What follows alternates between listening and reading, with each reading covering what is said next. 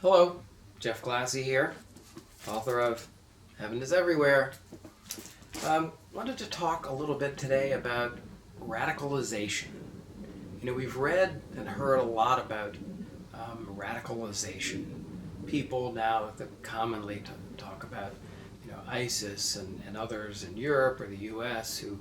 who learn certain things and then become radicalized and become extremist. So what does that really mean? Wikipedia and some other definitions I've seen talk about becoming willing to fight for social change, but I don't think that's really quite accurate in the context that we're thinking of.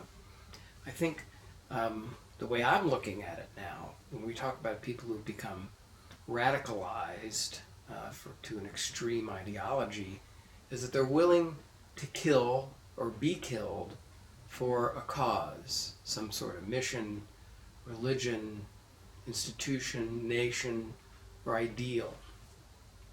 And, we do think of that as the terrorists, the people who are blowing themselves up in shopping areas around the world. And we've had the recent Paris and San Bernardino attacks, which were, very distressing. But I read an article in the Post the other day, and part of the title was, at a certain college, God and guns go hand in hand. And you would think that might be a university in Iraq or Afghanistan or Syria or someplace like that. But no, it's Liberty University in Virginia. God and guns go hand in hand. And it comes about because of the fear of others. In this case, Muslims, the fear of others. And so with this mission, a Christian mission, with this fear of others, they become essentially radicalized, willing to kill others for this mission or this cause. And you might say, well, it's really self-defense. I think a true, sort of a Buddha-type sense would be that's still fear-based.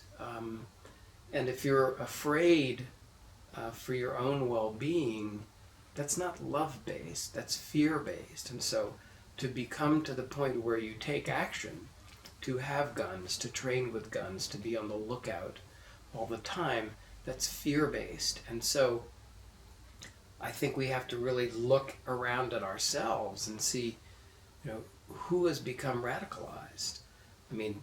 Aren't military outfits, departments, armies, navies, etc., around the world radicalized to really focus on killing other human beings, being willing to sacrifice themselves for a cause? I think so. It's not right or wrong. There's no good or evil in any of this, really, because I don't believe in right or wrong or good or evil.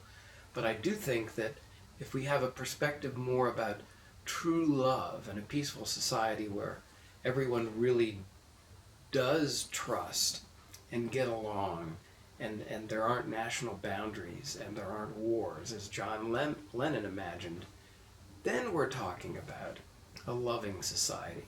But while we have so many people on all different sides willing to fight and kill, I think that is an indication that humans, many, many humans, have become radicalized in the sense of acting on their fears to kill others. And when you look at it that simply, it seems to me that it's true.